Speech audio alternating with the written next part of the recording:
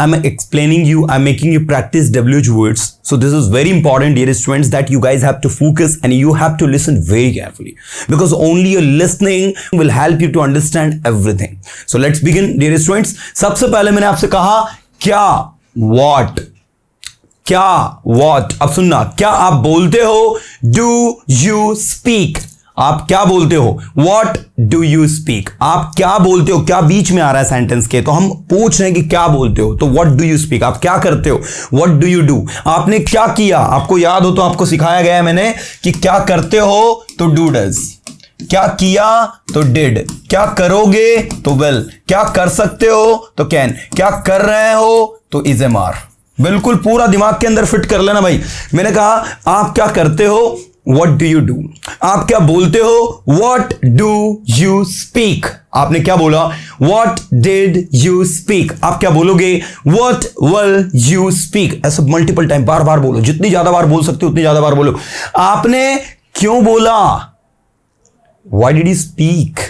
आपने पढ़ाई क्यों की? Why did you study? आपने सेंटेंसेस क्यों बनाए? Why did you make sentences? मेरे साथ बोलो, मेरे साथ बोलो, एक एक स्टूडेंट को मेरे साथ बोलना है अभी के अभी.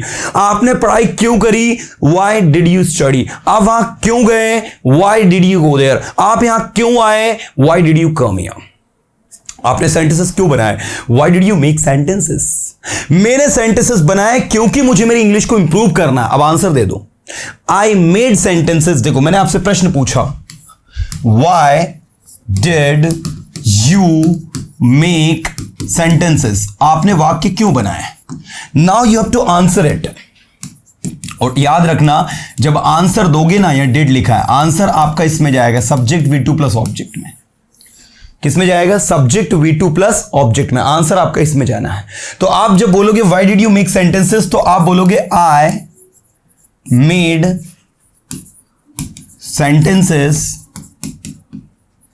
because I have to improve myself. मैंने सेंटेंसेस बनाए क्योंकि मुझे अपने आप को इंप्रूव करना है. I made, M-A-D, made, ठीक है ना. I made sentences because I have to improve myself. मुझे अपने आप को इंप्रूव करना है, और इंप्रूव करना था तो आप ये भी कर सकते हो, I had to improve myself. Okay मैंने सेंटेंसेस बनाए क्योंकि मैं अपनी इंग्लिश को अच्छा करना चाहता हूं. I made sentences because I want to make my English better. Because I want to make my English better. आप जैसे आपको सेंटेंसेस बनाने के लिए दी गई भाई, सबके 10 सेंटेंसेस बनाने हैं, ठीक है, तो आप में से कुछ ने बनाया, कुछ ने नहीं बनाया. अब जिन्होंने नहीं बनाया उनसे मैंने पूछा why didn't you make sentences? Why didn't you make sentences? मैंने यहाँ नॉट भी ऐड कर दिया कि भाई आपने सेंटेंसेस क्यों नहीं बनाया? Why didn't you make sentences? तो आप फिर रीजन दोगे, sir I did not make sentences because I had some work. Sir I didn't make sentences क्योंकि मुझे कुछ काम था, because I had some work, some urgent work. ये लो, मुझे कुछ अर्जेंट वर्क था, because I have some urgent work. तो आपसे प्रश्न भी पूछ रहा हूं, आप आंसर भी कर रहे हो, तो ओवरऑल कर क्या रहे हो? आप सिर्फ WH वर्ड्स की मदद से लैंग्वेज में किसी से भी बातचीत कर सकते हो. In the communication, if you know, in the one to one communication, in the basic conversation, if you know how to ask question and how to answer, then trust me, you can communicate with anyone, because for the communication what we actually need questions and their answers. If you know these things, you can easily answer it. Okay, मैंने कहा आप English क्यों सीख रहे हो, तो why are you learning English? इस तरीके से आपका बनेगा. मैंने कहा आप क्या कर रहे हो, what are you doing? आप क्या बोल रहे हो, what are you speaking? आपने क्यों बोला, why did you speak? आप वहां क्यों गए, why did you go there? अब मैंने पूछा आप वहां कब गए, तो देखो आपने why में रीजन बताया, why में आपने क्या बताया, रीजन, कारण बताया कि भैया किस कारण से आप गए वहां, why did you go there. अब आप वहां कब गए, तो आपको टाइम बताना है. मैंने आपसे पूछा when did you go there, तो आप कहोगे मैं वहां कल गया, I went there yesterday. अब मैंने अगला क्वेश्चन उसे पूछ लिया, when did you go there yesterday, कल आप कब गए, ठीक है. तो ये देखो आपने उसमें ये भी बता दिया. मैंने पूछा at what time did you go there yesterday, कल आप वहां कितने बजे गए, तो at what time का मतलब क्या होता है, कितने बजे. तो आपने कहा कल मैं वहां 2 बजे गया. Yesterday I went there at 2 o'clock. है ना। तो इस तरीके से जो काम आपने किया उसके लिए हम इसको यूज करते हैं। तो व्हेन मीन्स क्या होता है कब, वेयर मीन्स क्या होता है कहां। मैंने कहा आप कहां हो, वेयर आर यू। आप कहां जा रहे हो, वेयर आर यू गोइंग। आप क्या लिख रहे हो, सॉरी आप कहां लिख रहे हो, वेयर आर यू राइटिंग। आप कहां पढ़ाई कर रहे हो, वेयर आर यू स्टडिंग। आप इंग्लिश कहां सीख रहे हो, where are you learning English. आप इंग्लिश कहां बोल रहे हो, where are you speaking English. क्या बोला जाएगा, बोलो where are you speaking English. आप सेंटेंसेस कहां बना रहे हो, where are you making sentences. ठीक है, क्या बोलेंगे, बोलो where are you making sentences. आप कैसे हो, हाउ आर यू। आप पढ़ाई कैसे कर रहे हो, हाउ आर यू स्टडिंग। आप वहां कैसे जा रहे हो, how are you going there. आप यहां कैसे आ रहे हो, how are you coming here. How are you coming here. आपके फादर कैसे हैं, हाउ इज योर फादर। आपकी ममा कैसी है, हाउ इज योर मदर। आप कितनी देर सोते हो, how long do you sleep. देखो तो हाउ लॉन्ग मतलब क्या हो गया, कितनी देर। मैंने कहा आप कितनी देर सोते हो, how long do you sleep. आप कितनी देर पढ़ाई करते हो, how long do you study. आप कितनी देर वहां जाते हो, how long do you go there. आप कितनी देर पढ़ाई करते हो, how long do you study. So this is actually how long. ऐसे ही है हाउ फार। हाउ फार मतलब होता है कितनी दूर। देखो FOR नहीं है, FAR है। FAR फार, फार मतलब होता है दूर, है ना। मैंने कहा कितनी दूर, तो हाउ फार। मैंने कहा आपका घर कितनी दूर है, how far is your house. आपकी दुकान कितनी दूर है। पहले छोटे छोटे सेंटेंस बनाओ। आपका घर कितनी दूर है, how far is your house. आपकी दुकान कितनी दूर है, how far is your shop. ठीक है, आपकी दुकान कितनी दूर है, तो क्या बोला जा रहा है, how far is your shop. आपकी दुकान आपके घर से कितनी दूर है, how far is your shop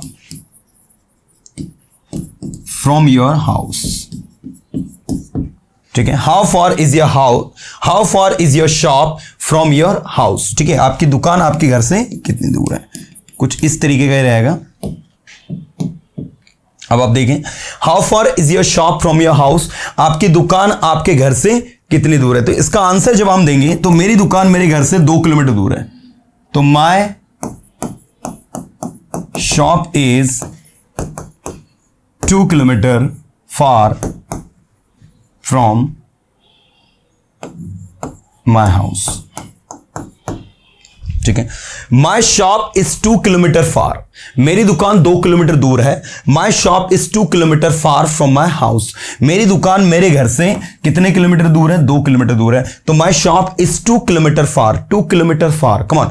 my shop is 2 kilometre far from my house. मेरी दुकान मेरे घर से 2 किलोमीटर दूर है।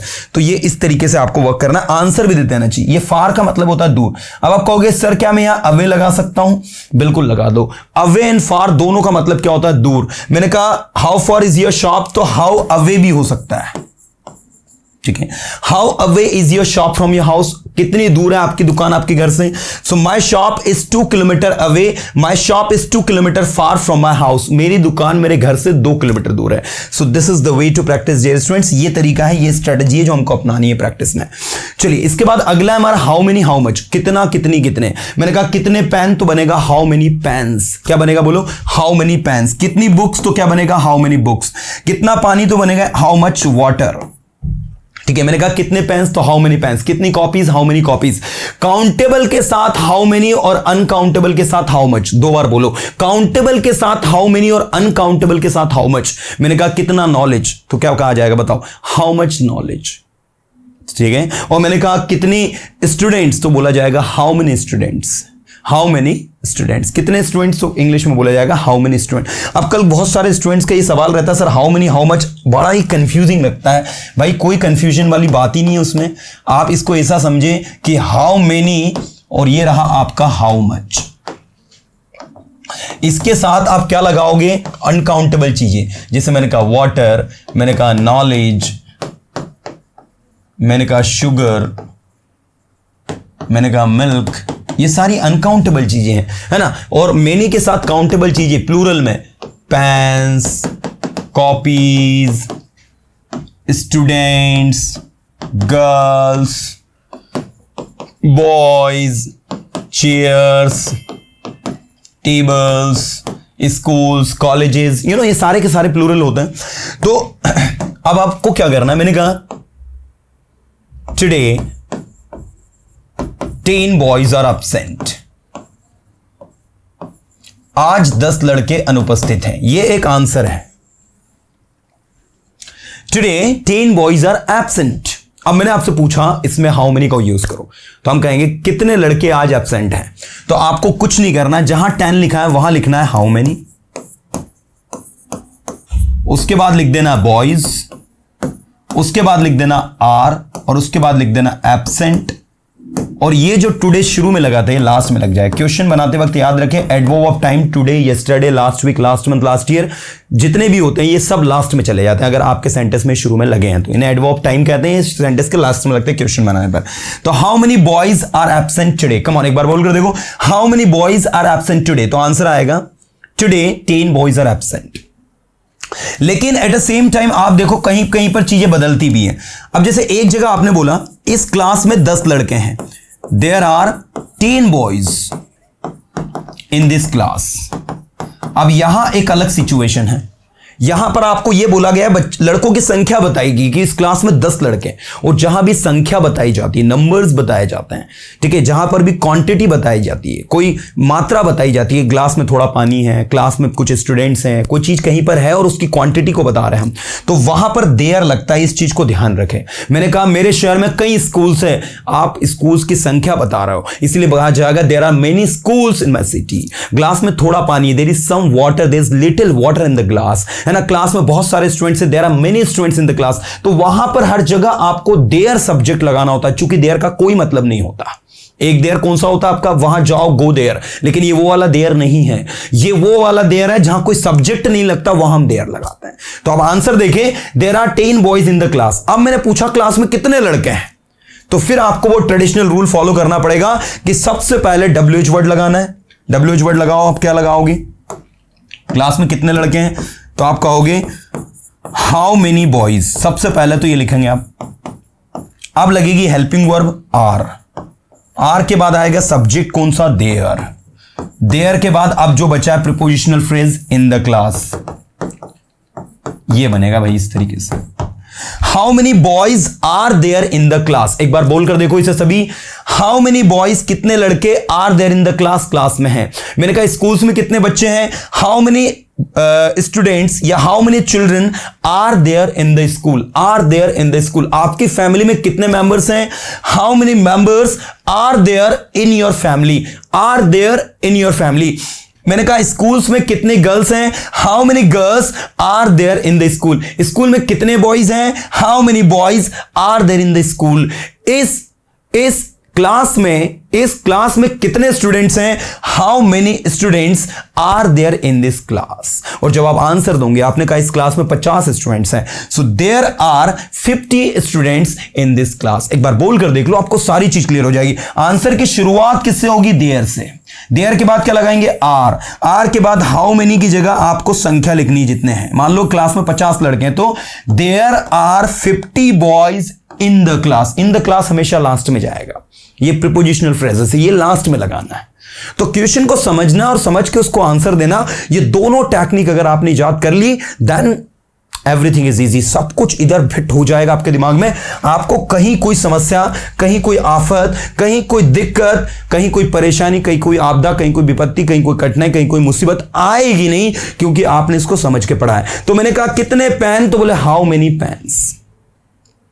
लेकिन मैं कहूंगा कितनी कॉपीज, तो हाउ मेनी कॉपीज। लेकिन जब मैं कहूंगा कितना मिल्क, तो हाउ मच मिल्क। कितना पानी, how much water.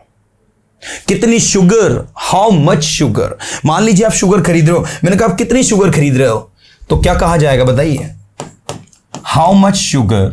Come on, how much sugar are you buying, are you buying, इस तरीके से how much sugar are you buying. Last में क्वेश्चन मार्क जरूर लगाना। आप कितना पानी पीते हो दिन भर में, how much water do you drink in long day. ठीक है, in a long day. Long day का मतलब क्या होता है, दिन भर। लॉन्ग नाइट, रात भर। लॉन्ग वीक, सप्ताह भर। लॉन्ग मंथ, महीने भर। लॉन्ग ईयर, साल भर। तो long day, long week, long month, long year, बिल्कुल कंफ्यूज मत होना, है ना। Long night. चलिए, तो ये इस तरीके से आपने कहा मैं दिन भर में 5 लीटर पानी पीता हूं। बताइए अब आंसर में क्या कहेंगे, मैं दिन भर में 5 लीटर पानी पीता हूं। So I drink 5 litres water, litre में एस जरूर लगाना है, लीटर को शॉर्ट में LR लिखा जाता है, या फिर स्पेलिंग पूरी लिखना हो पूरी लिख दो आप, कोई दिक्कत नहीं। आई drink 5 litres water in a day, in a long day. In a long day मतलब एक दिन भर में मैं जो हूं 5 लीटर पानी पीता हूं। तो this is actually the questions and their answers. ये टेक्निक अगर आपके दिमाग में क्लिक हो गई then things are very easy to understand. अब कुछ लोगों को काउंटेबल अनकाउंटेबल की थोड़ी सी समझ में डेवलप करवा देता हूं, वो देख लो आप थोड़ा सा। नाउन्स आपके ये रहे, ये 2 प्रकार के, एक होते हैं आपके काउंटेबल और दूसरे होते हैं अनकाउंटेबल। ज्यादा नहीं 2 मिनट के अंदर बता दूंगा। काउंटेबल नाउन 2 प्रकार के, सिंगुलर एंड प्लूरल। बाकी याद रखना अनकाउंटेबल नाउन हमेशा सिंगुलर होता है, इसलिए उसको कभी प्लूरल नहीं बनाते हैं। अब मैं बात करता हूं जो कॉमन चीजें, जैसे पेन, इसका प्लूरल क्या होता है? पेन्स। लेकिन पेन के अंदर जो इंक है वो क्या है? अनकाउंटेबल। अब क्वेश्चन उठता है कि सर मैं बात करूं तारों की, स्टार, मैं बात करूं हेयर की, मैं बात करूं राइस की, सर ये काउंटेबल है कि अनकाउंटेबल है? तो देखो आपको सबसे पहले कुछ चीजें क्लियर करें। भैया आपके स्टार जो है वो काउंटेबल है ग्रामर में। अब आप कहोगे सर हमको तो बचपन से सिखाते आ रहे हैं कि तारे अगण्य होते हैं, बहुत बड़ी संख्या में होते हैं, we can not count them. अरे भैया आप पहले मेजरमेंट समझो कि हम तोलते कैसे हैं, पहले तोलना सीखो। मैं क्या बता रहा हूं आपको कि तारे जो है वो काउंटेबल इसलिए क्योंकि तारों का मेजरमेंट आप इंग्लिश ग्रामर में डायरेक्ट नंबर से करते हैं, और जिसका भी मेजरमेंट किसी इकाई से करते हो, यूनिट से करते हो, वो चीज अनकाउंटेबल होती है। तारों को आप क्या ऐसा बोलते हो 2 लीटर तारे, 2 किलो तारे, आज आसमान में 5 किलो तारे हैं और कल मात्र 1 किलो थे क्योंकि थोड़े बादल छाए थे, ऐसा होता है क्या? नहीं, तारों को आप डायरेक्ट गिनते हैं 1 2 3 4 5 6 7, भले वो संख्या में करोड़ों अरबे हो, that doesn't matter. What matters कि आप उसको गिन कैसा रहे हो। तो जिस चीज को डायरेक्ट गिनते हो ना आप, 1 2 3 4 5 6 7 8 9 10, वो आप लोगों की काउंटेबल मानी जाती है। और वहीं जिस चीज को आप किसी इकाई से गिनते हो, जैसे इंक को आप ऐसा नहीं गिनते 1 इंक 2 इंक 3 इंक, ठीक है, आप इंक को लीटर या मिलीलीटर जो होता है उससे, इसकी इकाई होती है। तो इंक, वाटर, इलेक्ट्रिसिटी, नॉलेज, ये सारी चीजों के लिए आपके पास इकाई है, यूनिट है। क्या शुगर को नहीं गिन सकते? शुगर को गिन सकते। अब क्वेश्चन उठता है कि सर बाल क्या है, हेयर क्या है? तो भैया इधर देखो आप लोग सभी अच्छे से, कभी भी हाउ मच हेयर नहीं होगा, कितने बाल, तो बोले हाउ मच हेयर, जी नहीं। फिर बोलेंगे कि सर क्या मैं ये लगा दूं कि हाउ मेनी हेयर, कितने बाल, क्या मैं ये भी बोल दूं? तो भैया मैं आपको थोड़ा सा कुछ चीज पहले क्लियर कर दूं कि आपका जो हेयर है वो काउंटेबल है और एट द सेम टाइम आपका जो है वो अनकाउंटेबल है। जब आप कहोगे किसी से कि आपके बाल काले हैं, तो आप कहोगे योर हेयर इज ब्लैक। ध्यान देना, योर हेयर इज ब्लैक। यहां पर हम सारे के सारे जितने भी बाल हैं, सारे बालों की बात कर रहे हैं। तो जब इसे आप हेयर को पूरी एक इकाई मान लेते हो, तो ये आप लोगों का अनकाउंटेबल कंसिडर होता है। और इसके साथ में याद रखना, एस नहीं लगाना है, योर हेयर्स नहीं करना है, सिर्फ योर हेयर इज ब्लैक, आपके बाल काले हैं। लेकिन जब मैं कहूंगा आपके सिर में 2 बाल जो है वो व्हाइट है, तो 2 हेयर्स, आप देखो 2 लगाया तो ये एस भी लगा रहा है, 2 hairs on your head are white. या फिर आप ये भी कर सकते थे कि ये जो प्रीपोजिशनल फ्रेजेस हैं इसको लास्ट में लगा देते हैं, ऐसा भी बोल सकते थे 2 hairs are white on your head. On your head को आप व्हाइट के बाद इधर भी लगा सकते। इसका मतलब होगा 2 बाल आपके सिर में कैसे हैं? काले हैं। तो भैया ये लॉजिक को समझो, ये हेयर का मतलब क्या हो जाता है? बाल। तो कोई आपसे पूछे कि हेयर काउंटेबल है कि अनकाउंटेबल, तो उनको बोलना है ये काउंटेबल भी है, अनकाउंटेबल भी है। काउंटेबल में इसमें एस नहीं लगाते, सॉरी अनकाउंटेबल में इसमें एस नहीं लगाते, ये पूरी इकाई को रिप्रेजेंट करने का काम करता है, ठीक है ना। और काउंटेबल में इसके साथ में आप क्या लगाते हैं? एस लगाते हैं जब संख्या बताओ 2 3 10 12 15 20, क्योंकि आपने उसको इंडिविजुअली गिन लिया इसलिए। तो ऐसे आप लोगों का ये वर्क करता है। अब बात करते हैं राइस की। तो भैया आपको बता दूं कि शुगर, राइस, ये सब आपके अनकाउंटेबल है। लेकिन जब मैं कहूंगा चावल के 2 दाने, आ रही बात समझ में? तो 2 grains ऑफ राइस, ठीक है। जब आप 2 पर्टिकुलर राइस की बात करो तो ऐसा नहीं 2 राइसेस कर दो, बिल्कुल मत करना, गलत हो जाएगा। आपका गेहूं अनकाउंटेबल है, वीट है ना, आपका राइस, शुगर या जितने भी ग्रेन्स होते हैं, अनाज होते हैं, वो सारे के सारे आपके किस कैटेगरी में काउंट होते हैं? अनकाउंटेबल की कैटेगरी में। तो ये इस तरीके से आप इस चीज को स्टडी करें ताकि आपको लाइफ में कभी कोई दिक्कत नहीं आए। चलो अभी मैं आपको बैक अगेन लेकर आ जाता हूं। तो how many how much, I hope समझ में आया होगा। एट व्हाट टाइम, कितने बजे। मैंने कहा आप कितने बजे उठते हैं, at what time do you wake up. आप कितने बजे सोते हैं, at what time do you sleep. ऐसे मैंने कहा फॉर व्हाट, किस लिए, आप वहां किस लिए जा रहे हैं। For what are you going there, आप किस लिए इंग्लिश सीख रहे हैं। For what are you learning English, आप किस लिए पढ़ाई कर रहे हैं। For what are you studying, आप किस लिए यहां आ रहे हैं, बताइए। For what are you coming here, आप किस लिए आ रहे हैं। For what are you coming here, आप कितनी बार वहां जा चुके हैं। How many times have you gone there, आप कितनी बार इस टॉपिक को पढ़ा चुके हैं। How many times have you taught this topic, तो मैंने कहा मैं ये टॉपिक को कई बार पढ़ा चुका हूं। I have taught this topic many times. आप ये मूवी कितनी बार देख चुके हो। How many times have you watched this movie, एक बार बोलकर देखो सभी। How many times have you watched this movie, आप ये मूवी कितनी बार देख चुके हो। आपने कहा मैं मूवी को कई बार देख चुका हूं, क्या कहोगे। I have watched this movie many times, फिर से बोलो। I have watched this movie many times, मैं मूवी को कई बार देख चुका हूं, तो I have watched this movie many times. ऐसे ही how much time, how much time मतलब होता है कितना समय। मैंने कहा आप कितना समय सोते हो, how much time do you sleep. आप कितने समय पढ़ाई करते हो, how much time do you study. आप कितना समय आराम करते हो, how much time do you take rest. आप कितने समय आप सेंटेंसेस बनाते हो, how much time do you make sentences. आप कितने समय क्लास अटेंड करते हो, how much time do you attend the class. तो आपने कहा सर मैं डेली 1 घंटे क्लास अटेंड करता हूं। Sir I attend class regularly for an hour. ठीक है, दिमाग के अंदर फिट हो जाना चाहिए सारी चीजें। मैंने कहा कौन सा, तो बोले विच, कौन सा, तो बोले विच। अब मैंने कहा कौन सा कलर आपका फेवरेट है, तो कौन सा कलर मतलब विच कलर। देखो विच को 2 तरीके से यूज किया जाता है। एक किया जाता है आपका प्रोनाउन, इंटरोगेटिव प्रोनाउन की तरह, एक किया जाता है इंटरोगेटिव एडजेक्टिव की तरह। इधर देखो, एक होता है इंटरोगेटिव प्रोनाउन और दूसरा होता है आपका इंटरोगेटिव एडजेक्टिव। दोनों तरीके देख लो, क्योंकि क्या है कहीं न कहीं आपको काम में आएंगे फ्यूचर में। मैंने आपसे कहा विच इज योर फेवरेट कलर। तो देखो जरा, विच इज योर फेवरेट कलर। अब आप कहोगे सर क्या मैं यहां वॉट लगा सकता हूं, वॉट भी लगा दो, गलत नहीं जाएगा। आप ये भी कह सकते हो what is your favourite colour, what is your favourite colour and which is your favourite colour, both are absolutely right. Okay, तो वॉट एंड विच ये आपके इंटरोगेटिव प्रोनाउन है। देखो अकेले आ रहे हैं। अब इंटरोगेटिव एडजेक्टिव में विच को यूज करता हूं, तो देखना मैं कहूंगा which colour is your favourite. अब आप कहोगे सर सेंटेंस तो दोनों एक जैसे हैं। भाई दोनों एक जैसे दिख जरूर है, लेकिन इनके मीनिंग भी अलग अलग जा रहे हैं। विच कलर का मतलब होता है कौन सा रंग,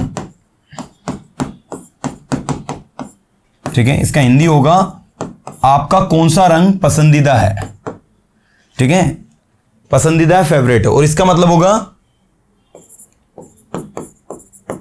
आपका पसंदीदा रंग कौन सा है। तो देखो इधर यहां आ रहा है कौन सा रंग और यहां कौन सा अकेला आ रहा है। तो जिसमें विच अकेला आए वो आपका इंटरोगेटिव प्रोनाउन होता है, और जिसमें विच के साथ में कलर आ जाए, विच के साथ में मैंने कहा विच एनिमल, कौन सा एनिमल। मैंने कहा कौन सा एनिमल भौंकता है, विच एनिमल्स बार्क्स। बताओ कौन सा एनिमल भौंकता है। तो आपने कहा डॉग बार्क्स, कुत्ता भौंकता है। आगे द भी लगा दो, पूरी कम्युनिटी को रिप्रेजेंट करते हैं। द डॉग बार्क्स, कुत्ता भौंकता है। Which animal has a long tail, कौन सा एनिमल की लंबी पूंछ होती है। तो विच एनिमल कौन सा एनिमल है ना, विच कलर कौन सा कलर, विच बुक कौन सी बुक, विच मूवी कौन सी मूवी। मैंने कहा लास्ट वीक आपने कौन सी मूवी देखी, तो which movie did you watch last week. तो आपने कहा लास्ट वीक मैंने ना ब्रह्मास्त्र मूवी देखी। I watched Brahmastra movie last week. क्या बोलोगे, I watched Brahmastra movie last week. तो मैंने देखी, कौन सी देखी? तो आप ये भी कह सकते हो। अब देखो होता क्या है कि आप इसे टू बी में पूछोगे तब ठीक है, अब अगर टू हैव में बनाओगे तो आपको उसके साथ में ये जरूर लगाना पड़ेगा। अब आप कहोगे क्या सर मैं ऐसा भी बोल सकता हूं, what colour is your favourite? भाई ये भी सही है, कोई दिक्कत नहीं, विच की जगह व्हाट लगा दो, कहीं कोई ऐसा बहुत बड़ा डिफरेंस क्रिएट नहीं होता है, जहां विच लगाए वहां व्हाट भी लग जाता है, यूज हो जाता है। लेकिन देखा जाए ग्रामेटिकली तो ज्यादा सही व्हाट से विच को माना जाता है, क्योंकि इसका उपयोग ही चीजों को स्पेसिफाई करने के लिए होता है। दैट इज वाई ये याद रखें कि पहली प्रेफरेंस आप विच को दे, व्हाट को नहीं दे। लेकिन अगर व्हाट लगाएंगे गलत नहीं माना जाएगा। चलिए आगे देखते हैं हम लोग। तो विच कौन सा हो गया। अब इसी के साथ में इन विच कौन सा, ऑन विच कौन सा, बाय विच कौन सा, विद विच कौन सा। तो पहले आप है ना ये प्रीपोजिशन को समझ लो, फिर मैं विच से बनने वाले बहुत सारे डब्ल्यूएच वर्ड्स आपको बताता हूं। देखो विच कौन सा, अब मैंने कहा कौन से स्कूल में, तो क्या कहा जाएगा, इन विच स्कूल। कौन से कॉलेज में, बताओ, इन विच कॉलेज। कौन सी कोचिंग में, इन विच कोचिंग।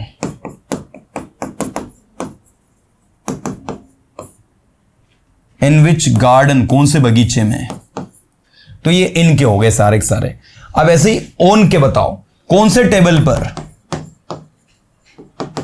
On which table. अब टेबल के ऊपर कोई चीज रखी होती है इसलिए हम लोग ऑन लगा रहे हैं। कौन सी प्लेट पर, ऑन विच प्लेट। और कौन से प्लेटफॉर्म पर, ऑन विच प्लेटफॉर्म। ऐसे मैंने कहा कौन सी किताब पर, ऑन विच बुक। पर की बात हो रही, लेकिन मैंने कहा कौन सी किताब में आपने पढ़ लिया भाई, इन विच बुक। ध्यान देना, इन विच बुक कौन सी किताब में, ऑन विच बुक कौन सी किताब पर। ऐसे ही देखो मैं आंसर लिखता हूं, उससे क्वेश्चन बनाऊंगा मैं। You are writing with pencil. आप पेंसिल से लिख रहे हो। अब मैंने पूछा आप किससे लिख रहे हो। ध्यान दीजिएगा, इसका हिंदी क्या है, आप पेंसिल से लिख रहे हो। या रवि पेंसिल से लिख रहा है, तो Ravi is writing with pencil. Ravi किससे लिख रहा है, रवि किससे लिख रहा है। तो ऐसे सिचुएशन में ये जो ये हटेगा और ये विथ भी उठकर आगे आएगा, सेंटेंस बनेगा विथ विच, ठीक है, या with what is Ravi writing. Ravi किससे लिख रहा है। ऐसे मैंने पूछा which with which are you writing, आप किससे लिख रहे हैं। With which is she writing, वह किससे लिख रही है। तो ये आपका विथ विच, मतलब आपको जब किसी टूल या इक्विपमेंट की मदद से कोई काम करते तो हम विथ प्रीपोजिशन लगाते ना, तो वही विथ प्रीपोजिशन आपके विथ और व्हाट के साथ में, विच और व्हाट के साथ में लगकर आती है। ठीक है, तो इस तरीके से आप इस चीज को समझे। मैंने कहा आपने एक सांप को मार दिया, मान लीजिए, ठीक है, रवि ने मान लो एक सांप को मार दिया, तो Ravi killed a snake with stick. और वो किससे मार दिया, उसको स्टिक से मार दिया, लाठी से मार दिया। तो मैंने पूछा आपसे कि रवि ने सांप को किससे मारा। रवि ने सांप को किससे मारा। चलो एक काम करो, इसका इंग्लिश बना के बताओ आप लोग। देखो भैया, आप लोगों को बताना चाहूंगा, मैं पहले बता चुका हूं कि ये जो विथ होता है ना, इसको आप आगे भी मान के चले, वो पीछे लगा लेकिन वो एक्चुअल में आगे है। With which did Ravi kill the snake, या फिर which did Ravi kill the snake with, Ravi ने सांप को किससे मारा। A is the right answer. ये हो नहीं सकता क्योंकि व्हाट लिखा है और रवि किल्ड है डायरेक्ट। ये भी हो नहीं सकता, विच तो सही लिखा है लेकिन जस्ट रवि आ गया। क्या मिसिंग था यहां पर, डिड, और डिड लगने के बाद एक किल्ड का क्या होता, किल होता। तो ऐसे छोटी छोटी चीजें हैं। रवि ने सांप को किससे मारा, तो आंसर आएगा with which did Ravi kill the snake, या which did Ravi kill the snake with, या अगर विच की जगह व्हाट भी लगा होता, ऐसा भी लिखा होता कि what did Ravi kill the snake with, what did Ravi kill the snake with, Ravi ने सांप को किससे मारा, तो आंसर आएगा Ravi killed the snake with a stick, with a stick, एक लाठी से मारा, विद द स्टिक, एक निश्चित लाठी से मारा, द लग जाएगा। तो ऐसे आपको समझना है, ठीक है। चलो, तो ये सारा का सारा। अब ऐसे ही देखो, मैंने कहा मैं वहां ट्रेन से जा रहा हूं, या मैंने कहा वह वहां ट्रेन से जा रही है, तो she is going there by train. अब मैंने आपसे पूछा कि वह वहां किससे जा रही है, वह वहां किससे जा रही है, आई मीन किस साधन से जा रही है। तो आपको ऐसे सिचुएशन में लिखना होगा by which is she going there, this one, by which is she going there, अब वहां किससे जा रही है, दिस इज वाई विच, किससे, इज शी गोइंग देयर, वह जा रही है, वह वहां किससे जा रही है, तो by which is she going there, वह वहां किससे जा रही है। अब वह वहां किससे जा रही थी, by which was she going there, वहां किससे जा रही होगी, by which will she be going there. जो भी आपको लिखना हो अपने अकॉर्डिंग आप लिख सकते हैं, है ना। चलिए, तो ये था आप लोगों का टोटल, मैंने अभी आपको पढ़ाया। अब मैं आपको प्रैक्टिस करवाते हुए आप लोगों से सेंटेंस पूछूंगा, ठीक है ना। तो भैया ये थे। अब इसमें कुछ और WH वर्ड्स भी हैं, वो भी आप देख लो जरा फटाफट। जैसा एक है आपका होम, दूसरा है आपका बाय होम, तीसरा है आपका विथ होम, चौथा है आपका फॉर होम, पांचवा है आपका हुज, ठीक है। तो होम का मतलब क्या होता है पहले वो देखो, उसके साथ साथ ये भी देख लो, हु मतलब क्या होता है, कौन। मैं चाहता हूं कि आप लोग सबसे पहले तो इन सब को अगर समझना चाहते हो ना, तो एक छोटा सा चार्ट समझे। सब्जेक्ट, ध्यान देना, सब्जेक्टिव केस, ऑब्जेक्टिव केस और पॉजेसिव केस। इंग्लिश में 3 केसेस होते हैं, शॉर्ट में समझा रहा हूं मैं, ध्यान देना। आई, मी, माय एंड माइन, ठीक है। ये आई के 3 रूप हो गए, ही, हिम, हिज और हिज, ठीक है।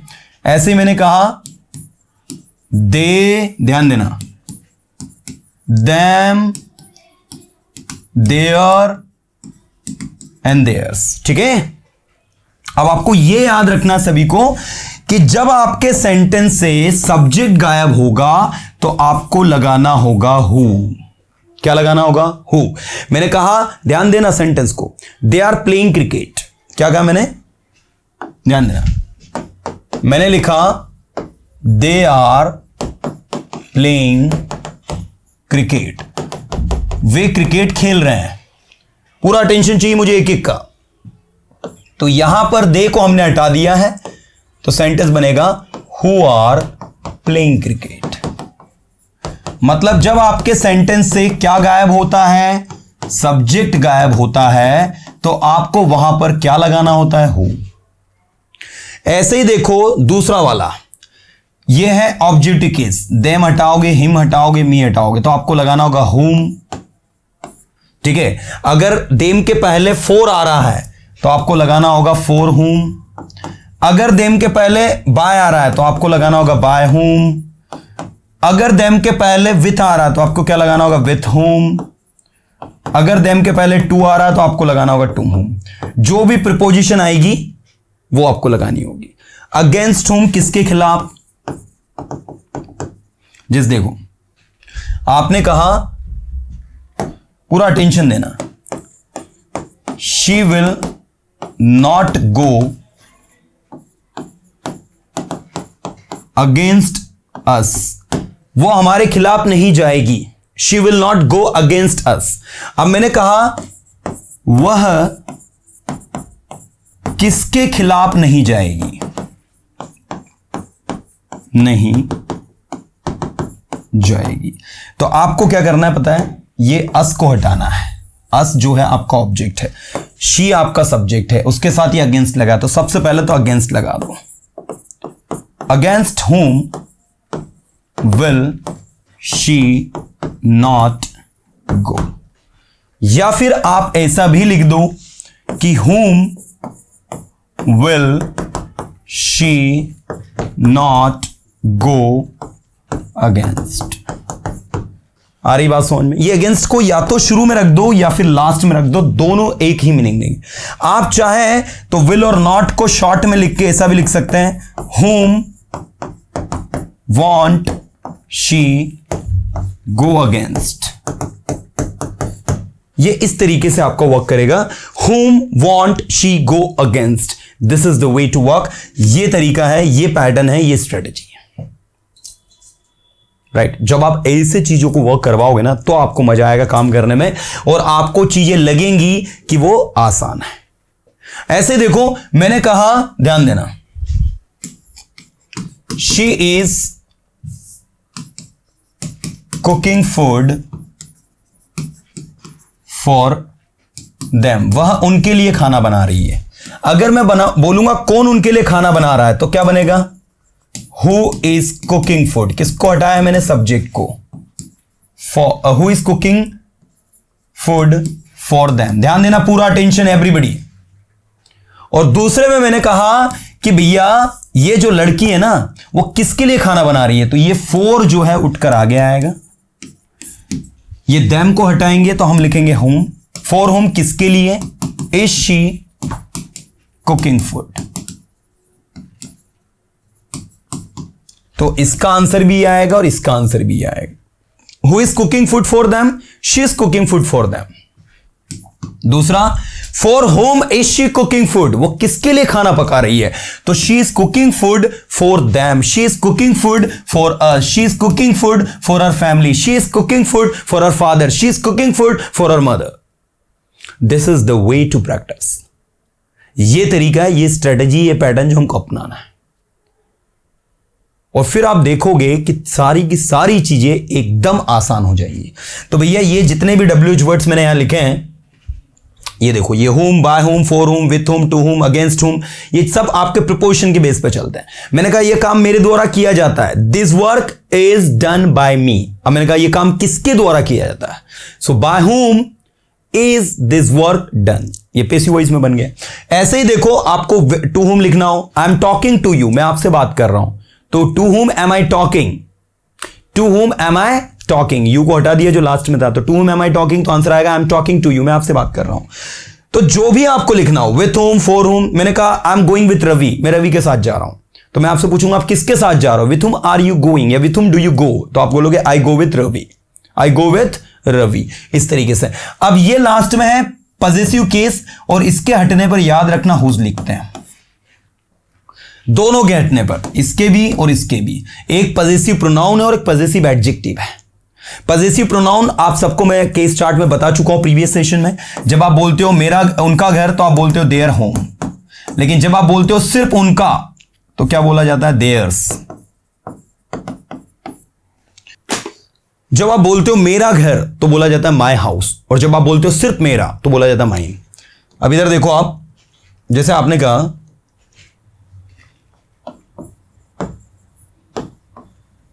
they have lost their cell phone, उन्होंने उनका सेलफोन खो दिया है। अब ये जो दे हैं, इनके पास एक सेलफोन था जो उन्होंने खो दिया। तो पहला, अगर मान लो आप दे को हटाते हो, तो किसने अपना सेलफोन खो दिया, who have lost cell phone। ठीक है, ये भी हट जाएगा, ये भी हट जाएगा, ठीक है, देर नहीं लगाना है। अब मैंने कहा उन्होंने किसका सेलफोन खोया है, ये देर को हटाया मैंने, तो बनेगा हुज। अब हुज के साथ देखो यहां पर क्या लगा है, सेलफोन, तो सेलफोन यहां पर आ जाएगा जस्ट बाद में। Whose cellphone have they lost, तो आंसर आएगा they have lost their cellphone. मान लो उन्होंने हमारा सेलफोन खो दिया, तो they have lost our cellphone. मान लो उन्होंने राम का सेलफोन खो दिया, तो they have lost Ram's cellphone. तो राम्स, आवर्स, देयर्स, ये सारे के सारे पॉजेसिव, तो पॉजेसिव को हटाने पर हम लोग क्या लगाते हैं, हुज लगाते हैं। मैंने कहा शी इज रवीज मदर, वो रवि की ममा है। तो मैंने पूछा वो किसकी ममा है, तो रवि हटेगा, हुज मदर इज शी। तो आप बोलोगे शी इज रवीज मदर। क्या बोलोगे, बोलो शी इज रवीज मदर, मतलब वो किसकी ममा है, रवि की ममा है। So this is the way to practise dear students. तो मैं चाहूंगा, आप सभी को बताना चाहूंगा कि ये चीज को लेकर बिल्कुल भी 1% भी कंफ्यूज ना हो। हु कब लगाते हैं, जब सब्जेक्ट गायब होता है। हुज कब लगाते हैं, जब आपका पॉजेसिव गायब होता है। ठीक है, ये सारे के सारे आपके ऑब्जेक्टिव केस के साथ लगते हैं। लेकिन याद रखना, ये जो प्रिपोजिशन इनमें लगी, इनको लेकर 1% भी कभी कंफ्यूज मत होना।